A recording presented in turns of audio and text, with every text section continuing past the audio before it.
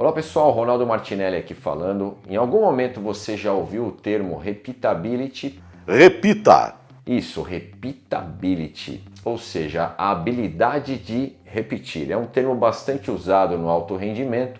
Eu vejo mais lá fora do que aqui no Brasil, né, falarem sobre o tema. Eu vou falar um pouquinho o que significa e para que usam esse termo aqui e lá fora. Fica de olho no vídeo.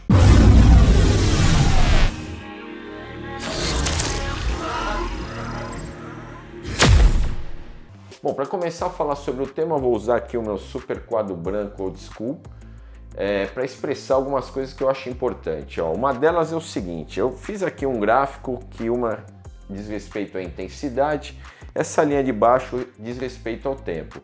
Essa linha vermelha é o que eu considero mais importante para vocês entenderem o que é esse termo, a habilidade de repetir. Que é o seguinte, aqui nós temos a intensidade 100%. O que é essa intensidade 100%?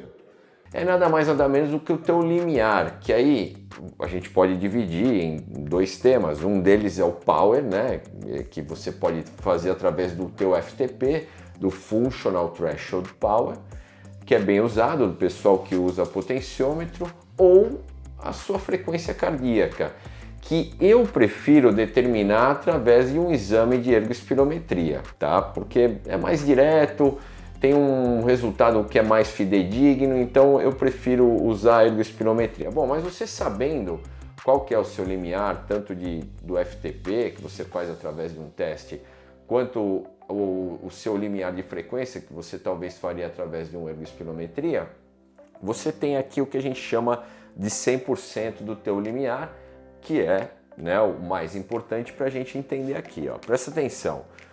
Tudo que é acima desse limiar é o que a gente considera de fase crítica, né?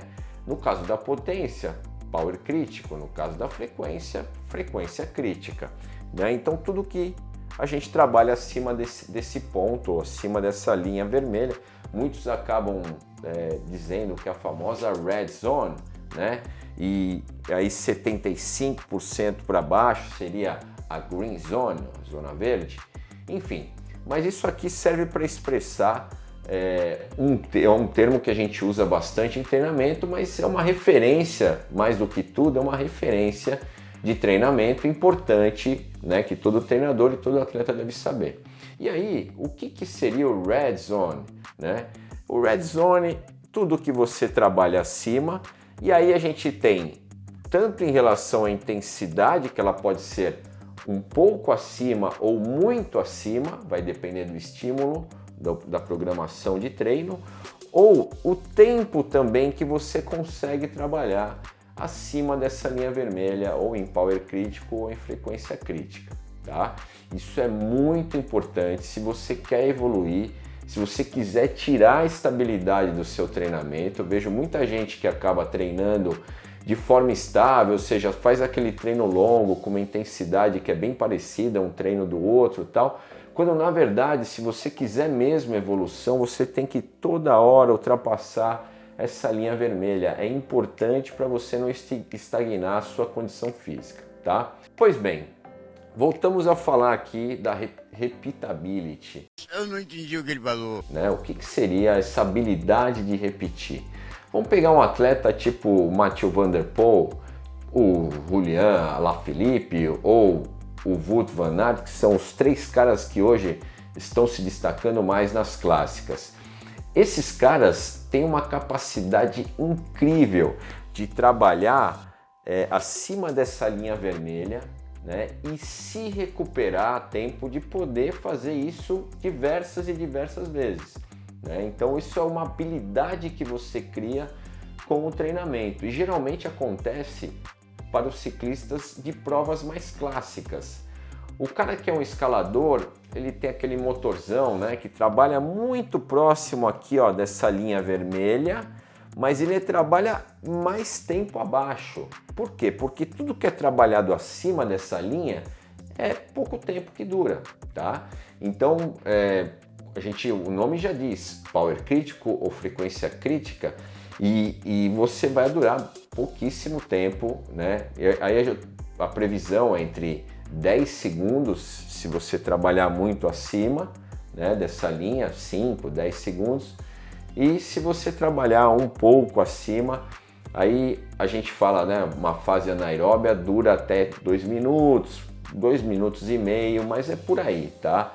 Dificilmente se passa disso. O cara que consegue trabalhar mais tempo acima, né, dessa linha vermelha, assim, os caras que conseguem fazer mais do que 2 minutos e meio, olha, são caras extremamente capazes, ou, lógico, talvez a referência tenha que ser, a régua aqui, digamos assim, tem que ser um pouquinho aumentada, tá? Mas esses caras que eu comentei para vocês são caras que conseguem fazer isso numa eficiência muito grande, né? Que elevar, né? Elevar a frequência ou a potência e se recuperar num tempo hábil para fazer isso de novo e por diversas vezes. Eu falo que isso é o grande segredo, né? Principalmente para as provas clássicas. Aqui no Brasil a gente tem as provas de critério, as provas tanto no masculino quanto no feminino são provas relativamente intensas que tem muito disso, né? E aí ganham, lógico, as meninas ou os atletas que conseguem fazer isso de uma maneira eficiente, tá? Se você não faz treino intervalado, pensa nisso, é legal você começar a fazer. Bom, e aí só para exemplificar essa questão, né, da repeatability e também, né, de você tirar a estabilidade do treinamento, vamos supor que você é um atleta que está acostumado a sempre a fazer o mesmo treino, né, aquele treino estável, contínuo, sem muita variação. Você vai pedalar na estrada com os amigos, trabalha aí entre 1h30, 2 horas, às vezes 3, no final de semana um pouquinho mais, mas não faz, digamos assim, treinos que tenham aí essa variação, né, ou essa instabilidade que eu, como treinador, considero importante. Então vamos lá, o cara começa a treinar aqui, vamos supor que isso aqui é janeiro, fevereiro, março, abril, maio. Aí ele começa a treinar aqui, ó, no primeiro mês ele tem uma evolução legal, talvez isso carregue um pouquinho para o segundo mês, tal, mas aí ele não dá aquele estímulo e aí vai ficando, ó, tem um sobe e desce e tal, mas fica sempre ali, né? Ele não consegue se sentir bem com intensidades mais altas, né? Então isso é um dos problemas. E aí eu vou pegar um outro exemplo, vamos pegar aqui um cara que costuma trabalhar mais próximo até talvez do 100%, mas um cara que sai para rodar com os amigos ou que já tem um nível de condição, um nível de condicionamento melhor, né, mais forte, é um cara que já trabalha há um certo tempo e ele consegue trabalhar numa intensidade maior, né? Então vamos lá, ele começou a treinar, tal, é a mesma história, ó. A única coisa que vai mudar o ponto dele, ó, mas ele vai começar a chegar um momento que ele vai estabilizar a condição dele e daí para frente não adianta, tá? Se você fizer o mesmo treino, se você não tiver nenhum tipo de variação ou estímulo diferente, você vai ficar igual, tá? A palavra certa é estagnado.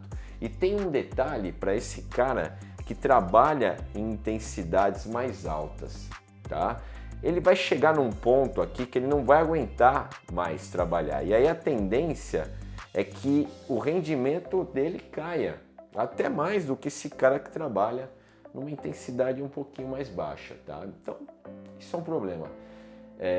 A variabilidade do treinamento, ou repeatability que a gente está conversando aqui, ele é super importante para determinar a sua condição para determinado tipo de prova e principalmente essas provas clássicas. Quando eu falo do alto rendimento ou dos melhores ciclistas que a gente tem na atualidade, esses caras têm uma capacidade que é fenomenal de fazer isso. Se você olhar na Volta de Flandres, você vai ver aí o estilo Mathieu van der Poel, né, que atacar toda hora e parar, ataca, recupera, ele tem essa condição física. O Wout van Aert já é um cara, ou Wout van Aert, cada um fala de um jeito, eu sei lá qual o jeito que tá correto, porque eu não sou belga. Mas é o seguinte, voltando ao assunto, Ele é um cara que também tem essa capacidade. Ambos vieram do ciclocross, que é uma modalidade que você tem que fazer isso. As provas são mais curtas, as intensidades são mais altas. O próprio mountain bike, né? Vamos pegar aí o exemplo do Henrique Avancini, que deve treinar isso muito, né? Mas para ciclistas clássicos, isso é fundamental. Esse tipo de trabalho, ele é fundamental se você quiser melhorar. E você, ciclista amador ou profissional, não importa, isso tem que estar dentro da tua rotina, lógico, de forma planejada, de acordo com o objetivo da sua prova ou do evento que você está treinando. A gente fala muito sobre o treino mímica, né? Que é justamente pegar a situação de prova e trazer isso para o treinamento. Isso é extremamente importante. Então, é uma coisa que o atleta tem que saber lidar, seja amador, seja profissional. E essa variação, ela tem que acontecer dentro do treino para você melhorar essa sua condição, né, de repetir, essa sua habilidade de repetir, estimular e recuperar, estimular e recuperar, e não entrar em fadiga, né, com isso. Bom, é isso, pessoal.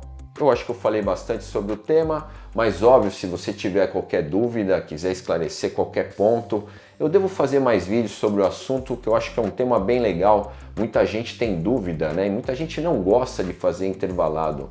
A verdade é essa, eu sempre falo que pedalar é legal, você sair com os amigos, não precisar fazer treino e tal. Agora treinar é a parte chata do negócio. Mas se você quer evoluir, não tem como você fazer de outra forma, tá? Você vai ter que ter 1 ou 2 ou 3 treinos chatos durante a semana, tá bom? Se você tiver dúvida, lembra lá, deixa lá nos comentários, faço questão de responder. Espero que você tenha gostado do vídeo, se você assistiu até aqui. E a gente se vê na próxima. Bons treinos a vocês. Até mais.